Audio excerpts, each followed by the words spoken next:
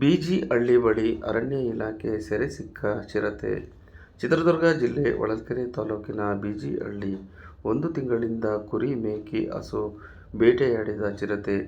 ಅರಣ್ಯ ಇಲಾಖೆ ಸಿಬ್ಬಂದಿ ಇರಿಸಿದ ಬೋನ್ಗೆ ಬಿದ್ದ ಚಿರತೆ ಸೆರೆ ಸಿಕ್ಕ ಹಿನ್ನೆಲೆ ನಿಟ್ಟುಸಿರು ಬಿಟ್ಟ ಗ್ರಾಮದ ಜನರು.